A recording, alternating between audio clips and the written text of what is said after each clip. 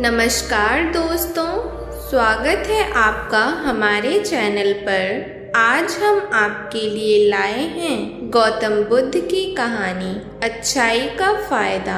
आज की इस कहानी से आपको प्रेरणा मिलेगी।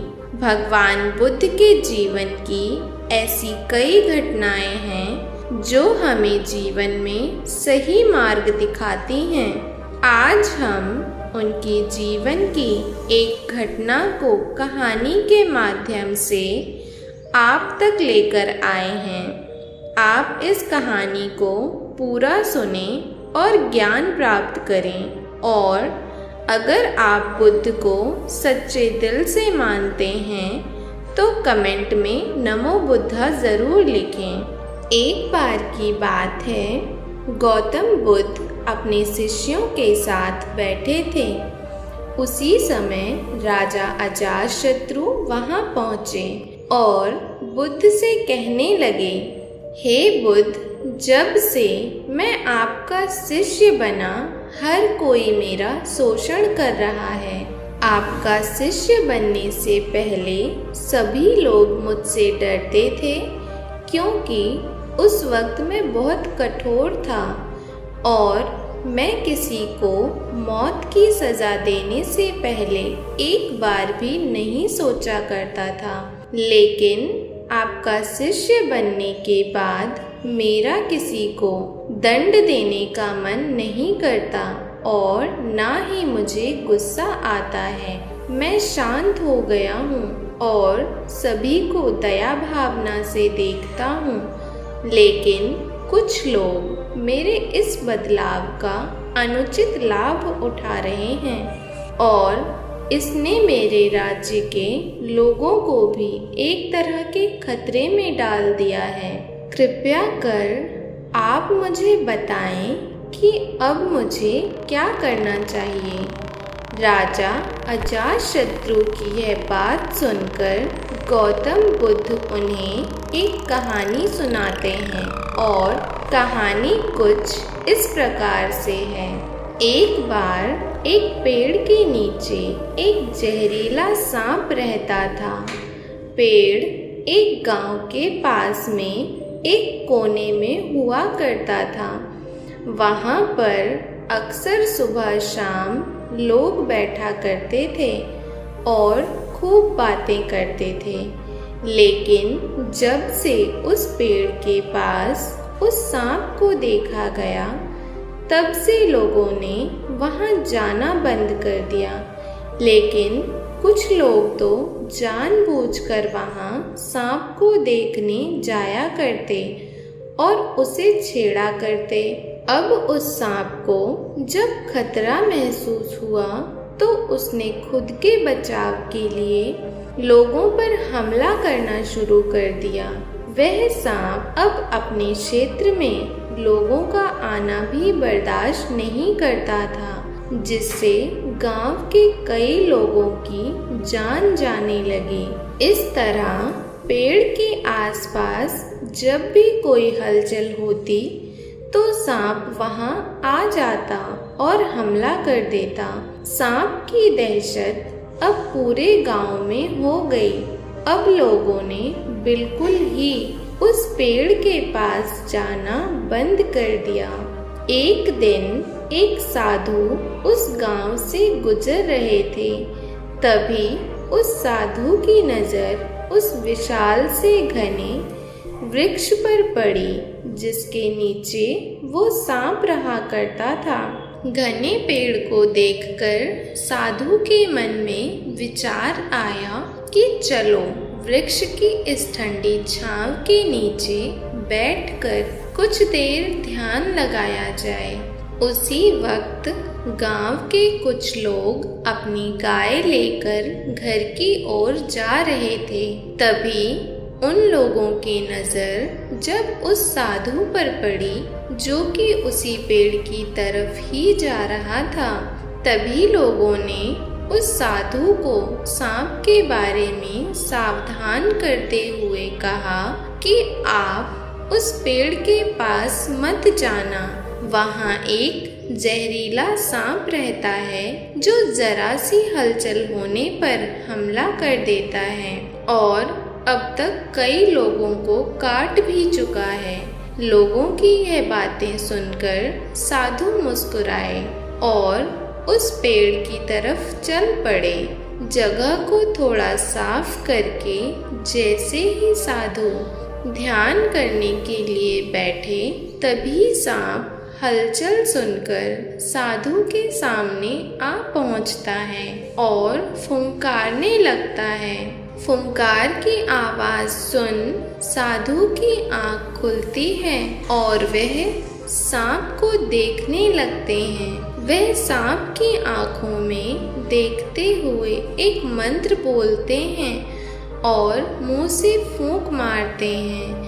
तभी चमत्कारी रूप से वो सांप साधु से बातें करने लगता है। अब दोनों ही एक दूसरे की भाषा को समझ सकते थे। सांप साधु से कहता है, हे मनुष्य, क्या तुम मुझसे नहीं डरते? क्या तुम नहीं जानते यह मेरा क्षेत्र है और यहाँ आने की किसी की हिम्मत नहीं है। साधु ने करुणा से कहा कि हे मित्र, इसमें डरने की क्या बात है?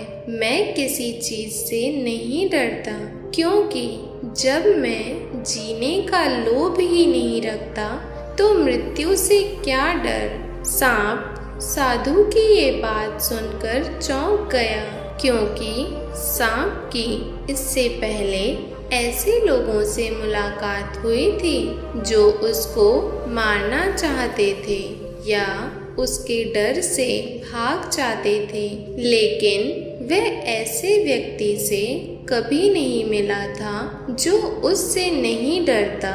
सांप साधु से इतना प्रभावित हुआ कि वह साधु के चरणों में पड़ गया और बोला, हे प्रभु, आप बिल्कुल सही कह रहे हैं। आज तक मैंने जो कुछ भी किया है अपनी जान बचाने के लिए किया है।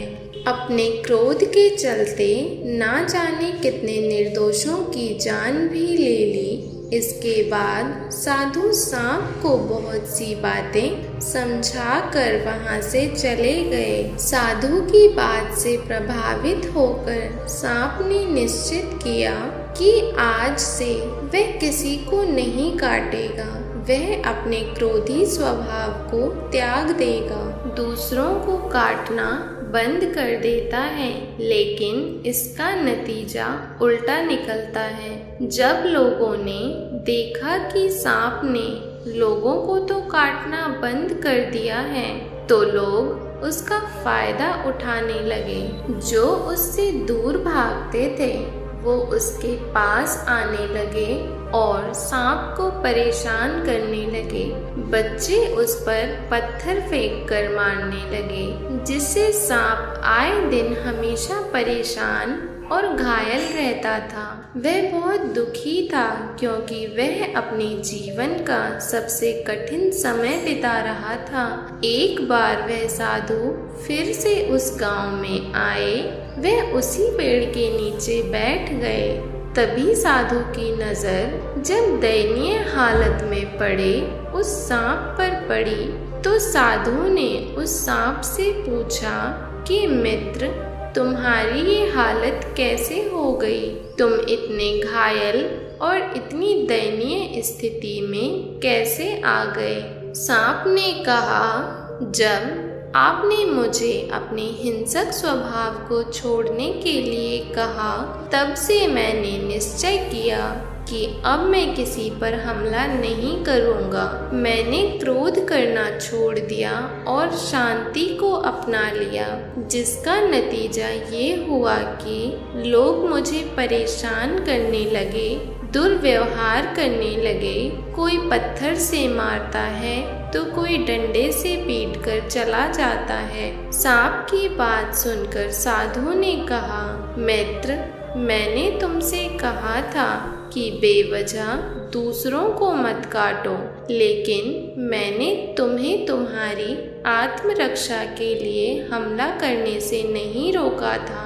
कहानी सुनाने के बाद बुद्ध ने राजा से कहा, हे राजन, तुमने भी मेरी बात गलत तरीके से अपनाई। मैंने आपसे अपने कर्तव्य को छोड़ने के लिए कहा था, किंतु आप अपने कर्तव्य से भी विमुख हो गए। आप एक राजा हैं, अतः पूर्ण रूप से साधु की तरह व्यवहार करना आपको खतरे में डाल सकता है। तुम्हें सिर्फ अंदर से साधु की तरह रहना था और बाहर से राजा की तरह, ताकि जरूरत पड़ने पर खुद की प्रजा की और राज्य की रक्षा कर सको। दोस्तों, बिल्कुल ऐसे ही जंगल में होता है, जो सबसे सीधा पेड़ होता है उसको सबसे पहले काटा जाता है, और यही कानून दुनिया के लोगों पर भी लागू होता है। अच्छे भोले लोगों का खूब फायदा उठाया जाता है। अच्छे लोगों को जिंदगी में अनेकों दुखों का सामना करना पड़ता है, इसलिए कभी किसी को अपना फायदा मत उठाने दो। लोगों को उनकी मर्यादा में रखने के लिए खुद को परिस्थिति के अनुसार बदलना सीख जाइए, अन्यथा आपका हाल भी उस राजा व सांप की तरह हो जाएगा। तो दोस्तों, उम्मीद करती हूँ आज महात्मा बुद्ध की इस कहानी से आपको अनमोल सीख प्राप्त हुई होगी। तो इसे अपने दोस्तों और फैमिली के साथ ज़रूर शेयर करें। Thanks for watching.